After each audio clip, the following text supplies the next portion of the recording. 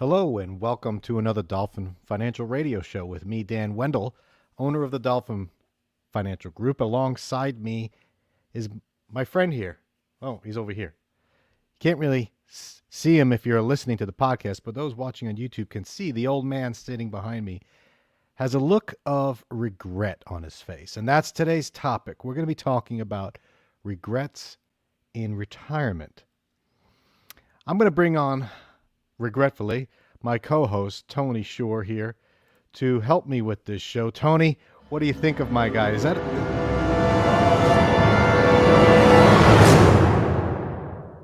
Ominous regrets. Yes, entry music. Yeah. Wow, it do you doesn't think? sound like a fun show. I love the picture. I wish our radio audience could see it. I've tried to explain to Dan before that visuals don't work on radio, but for the YouTube kids, this is a good one. The old man in the sea. This guy looks like he has a lot of regrets. I'm sure some of them have to do with that hat, but he looks sad. He does look like an old man in the sea, Captain Ahab there. Yep. A fish that got away. So I want to talk about regrets, Tony. And I know, it sounds like a bad show. We've done shows. In fact, we did a show called Investing Regrets. I'll put it up there. Investing Regrets. And that we talked about people that made investment decisions and regretted them and what the big things were and how to avoid that. But today I want to talk about retirement regrets. Interesting. But I only want to talk about one, which is the big one.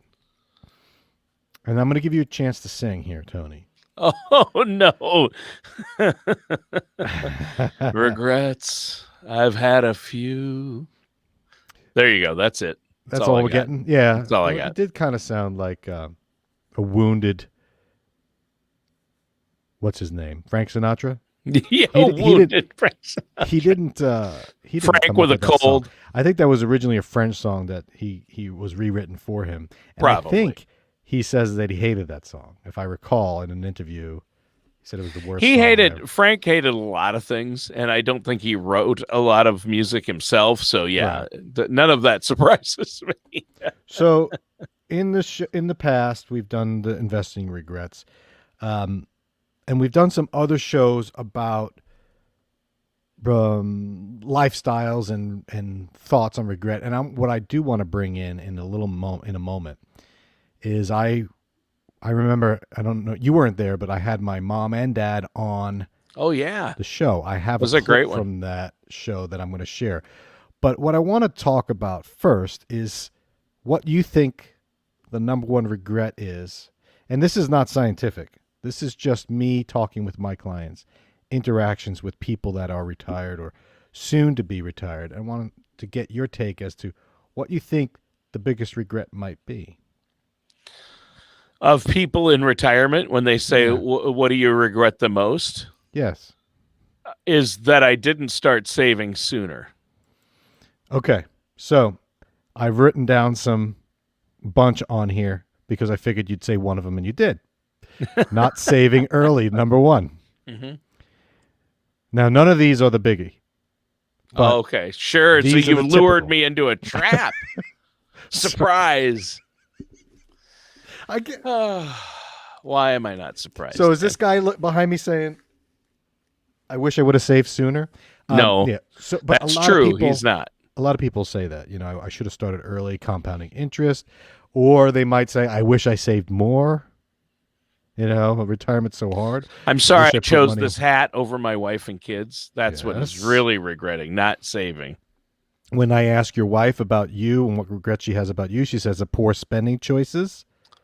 What? Notice that you didn't do the show in your mom's basement this time. So you don't have all your CDs surrounding you and records. Well, it's actually my basement now, Dan, but it's very similar to when I did live in my parents' basement. Keep telling yourself that.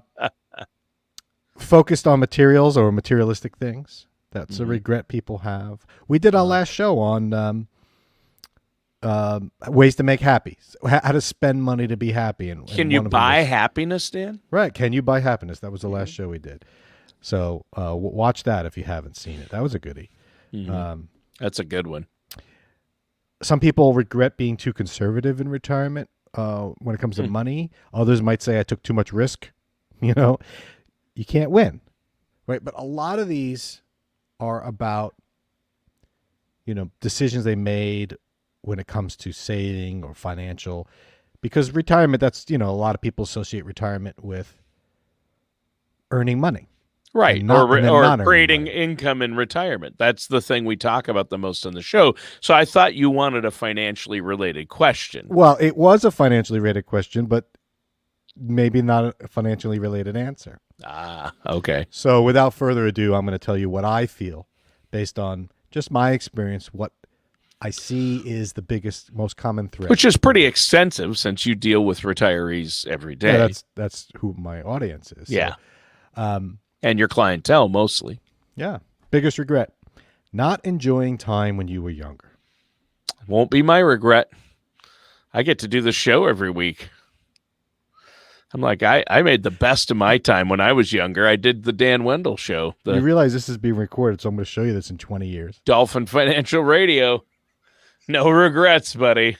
Maybe after this show. This show might be my only regret. This might be your last. This episode, yeah. Yeah. Say goodbye to everybody. Bye-bye now.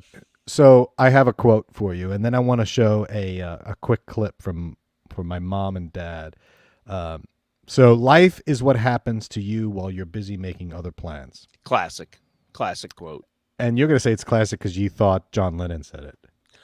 No, I thought my mom came up with that quote. No, no, I knew. This guy did. Yeah. That's why I put him up here. He's the one that said it. That's Alan Saunders.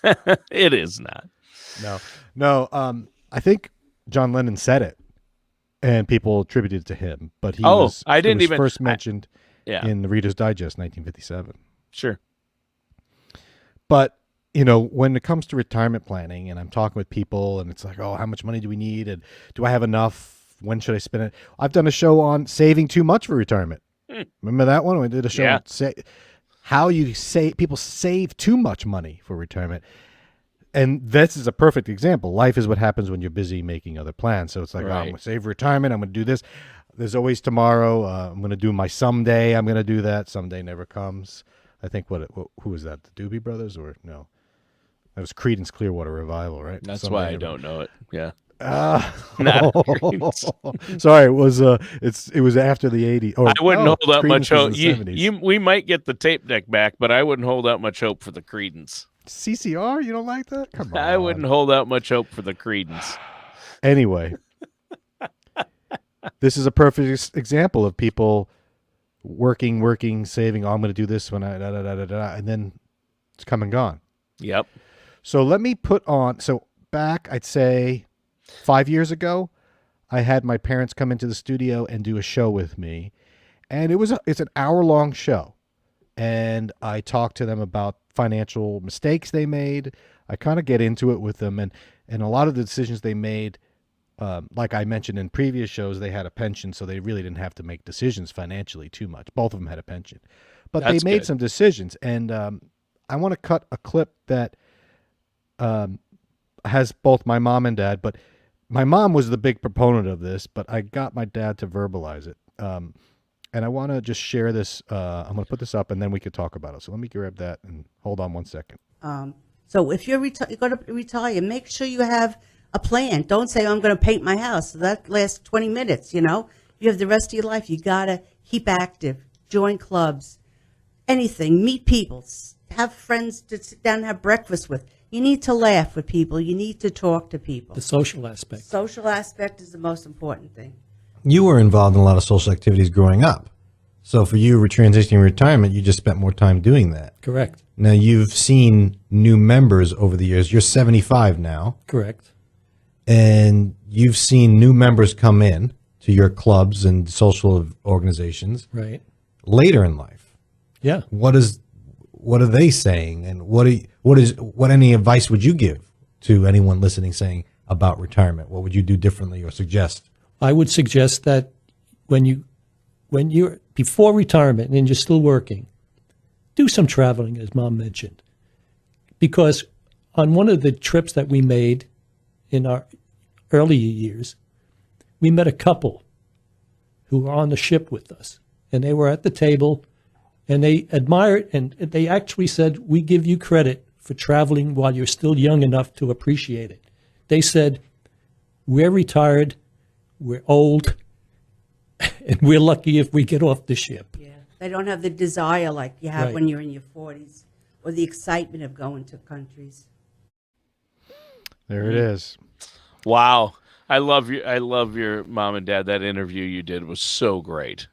Yeah. And my mom since passed away. And Yeah. I Love her New York accent. Oh yeah, dude. they're from New York. If it wasn't obvious, they're from Queens. Yeah. But a lot of what my parents did was focus on the four boys, me being the youngest. So but when I was in high school and college, they went out and did stuff. Now, my parents didn't have a lot of money, but they had their pension, so they didn't have to worry about it. But like they said, they started doing the things early. And I remember Before when I was retirement, they Right. live life is their motto. When you asked them, when you did that interview, Dan, and you asked them, I thought their answer to, what are your regrets? I thought they were going to say we had one too many children. Oh, that was obvious. I thought that was going to come up. It didn't in that clip. I noticed how you edited that. I'm the neatly angel. the I'm clip. the angel. You've met my other brothers. You know. That's true. They That's lucked out true. with me. I have met Ed. Yes, he's. Yeah. So, I wanted to bring this back because a lot of people that I meet with, they talk about, hey, what should I have done? Oh, wish I would have invested this way. I wish I should have held my Apple stock Well, but sure. they don't really say that. If they Right. say it's a joke, it's more of a joke. What would you tell yourself 20 years ago? Buy Apple, or Yeah. something, Yeah. buy Everybody says Bitcoin. that. You Everybody know? put more money in my 401k. Everybody says that. Right, But right. yeah. But what I really find is that the people that I deal with over the years, you make do. Yeah. If you don't have a lot of money saved, you can't go back and fix that. So you just make do. And so you can make your lifestyle work with the money you have in retirement. But you can't go back and do the things you wanted to do when you were younger. And that's the point my mom and dad are trying to say is enjoy it while you're younger. So in one of the shows we've done in the past, we called it, I forget what we called it, something along the lines of spending earlier in retirement. I'll put it up Yep. here. And I talk about the smile curve. So like a smiling face, which my wife says I don't do enough. Yeah. There You have to go. really force it, Dan. I God, love it that. hurts. I'm in pain right now. I'm in pain. So it starts off spending high, and then the spending goes. Oh, I got to go backwards, and then its spending starts going low, and then it creeps up high again. So early spending, and then it dips off as you get older, and then it goes up higher as you're older and you need medical attention, right?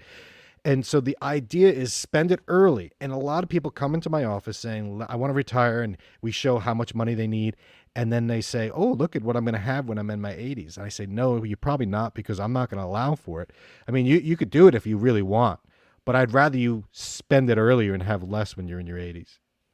Well, that makes sense, but people don't like to talk that way. It's a little harder for financial advisors Yeah. to do that.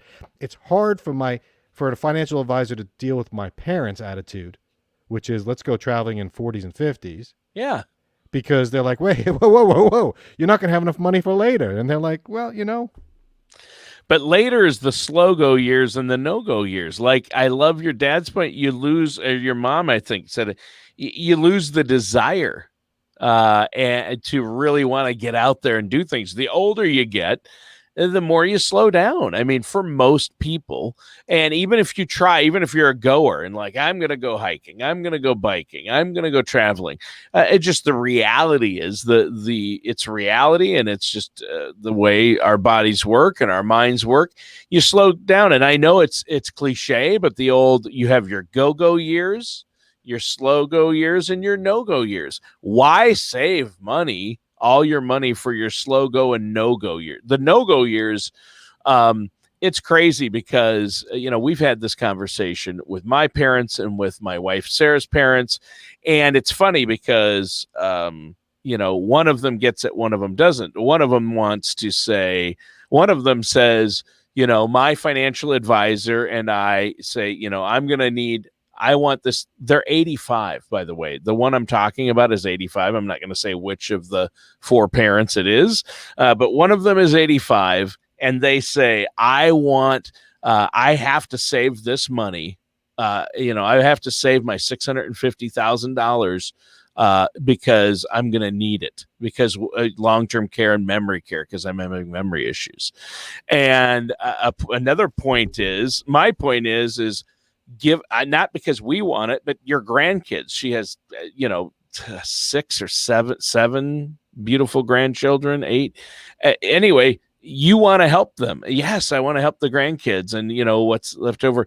But they're like, no, when you reach that age, all that money's going to go. What if you're in long-term memory care for 10 years? Bye. That's 12 in the best care facility. It's going to be 12 grand a year, or Medicaid could pay for it. And you could give that money, find a way to give that money to your children now, but they don't want to hurt financial advisor. Don't give it to them children now. And I'm saying the reason their financial advisor is telling them that is because he gets 1% of that overall money every year. Well, it's continuing to stay in that account and grow. So it's in his financial best interest, not really in what her best interest is now, isn't paying for long-term care when she can't remember who she is. That isn't really in her best interest.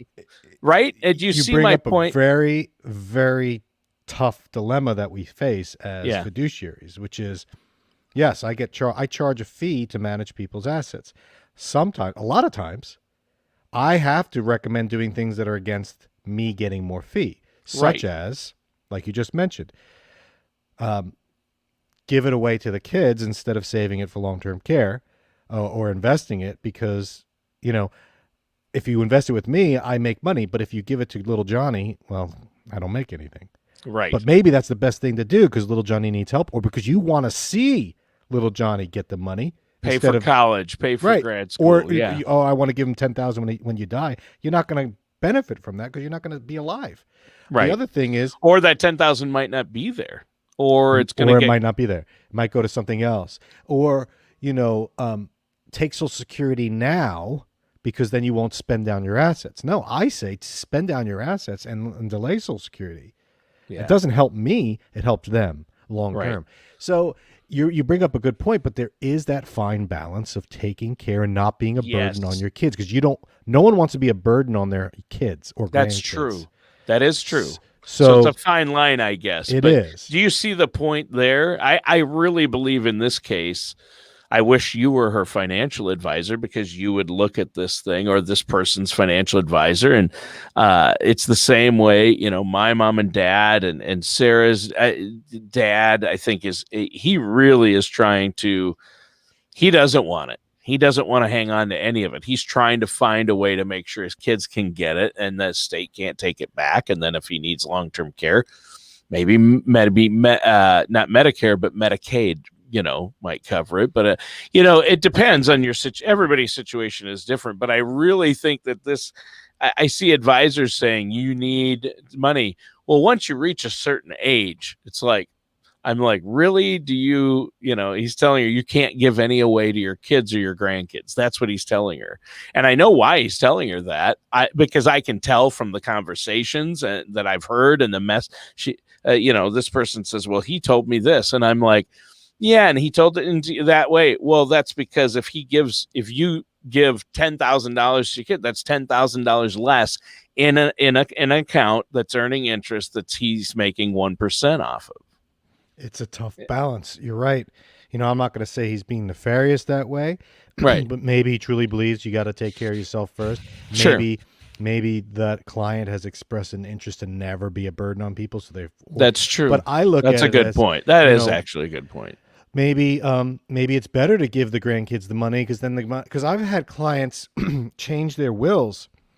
And then when they die, the clients, the kids come to me and say, how did you allow for this? All the money skipped me and went to my kid. How is that possible? My son's only 24. I was expecting that. And then I know the answer. I can't get involved. That's not my role. I'm out of the picture once the client dies.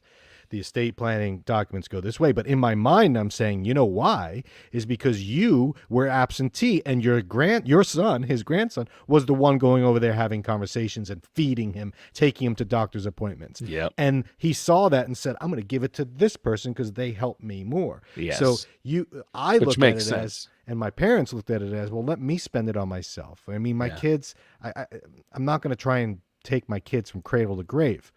I got to live my own life and lead by example. And now I see that and say, I'm going to do that. So this summer, in fact, as this is being released on YouTube for the YouTube kids, as you call them,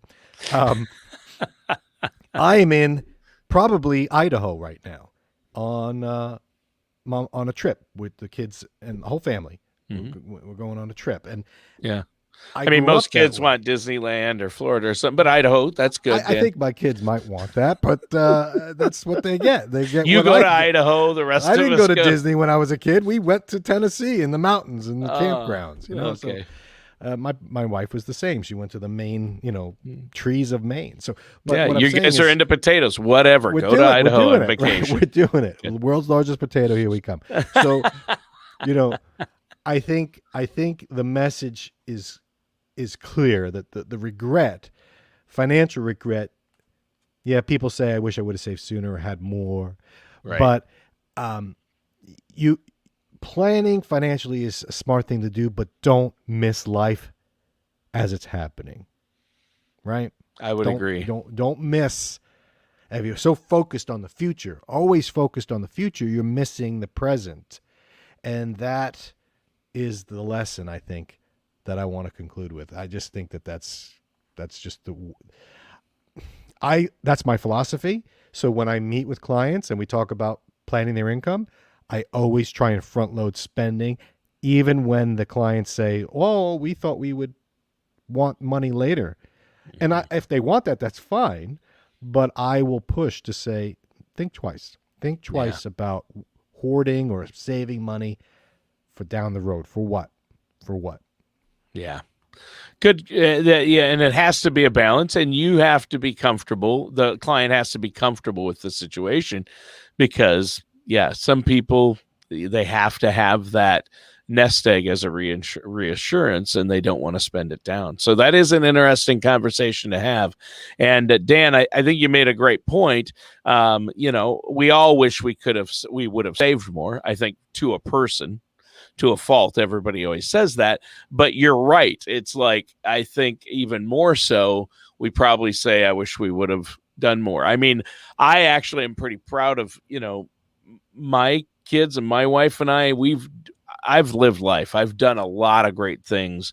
I have not, I probably maybe spent too much and not saved enough. I went too far the other way, which is a danger too. And luckily my wife keeps me balanced there. But I want to do things in my go-go years because I see relatives struggling with, I've seen them struggle with Alzheimer's. And on my side, it's Alzheimer's and dementia. On my wife's side, there's cancer that runs in the family. So it is, it's tough. It's a tough balance. And you have a tough job, Dan, of dealing with people, and I know you try really hard to always look out for their best interests. And that's so important to find a financial services professional like yourself who will do that and also listen to you and what you want. Right. And I know you're good at that. What? Good at what? Listen. Oh, listening.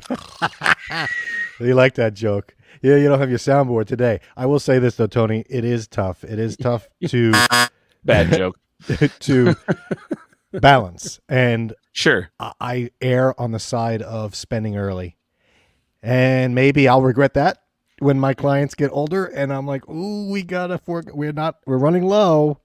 But I'd rather have that conversation in their 80s than have a conversation with a widow who says, why didn't I go on that trip when we said we were going to do it? Because tomorrow's promised to no one.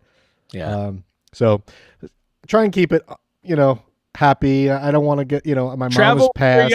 Travel when you're young. Just do the things you want to do while you can, and deal with the financial consequences later, which I think you'll be more willing to do. It's just, I'm not saying gamble it all the way right now, but think twice about waiting, right? Yeah. So, Don't head to on- Vegas, but also don't wait to travel and spend money. There Yeah. you go. And exactly. So with that, Tony, thanks for a good show. And go out and smell the flowers. I'm going to bring in the kids and right now I'm probably not thinking. I'm thinking about hopefully seeing a moose because that's my goal while I'm on that trip. I'll talk to you later. All matters discussed in today's show are for informational purposes only. This show is not investment advice. Dan Wendol nor Dolphin Financial Group are affiliated or endorsed by any government agency. Investment advisory services are offered through Dolphin Wealth Management, Inc., a registered investment advisor in the state of Florida. Insurance products and services are offered through Dolphin Insurance, Inc. Dolphin Wealth Management, Inc. and Dolphin Insurance, Inc. are affiliated companies doing businesses as Dolphin Financial Group. You should talk to someone at Dolphin Financial Group before implementing any of these strategies or ideas.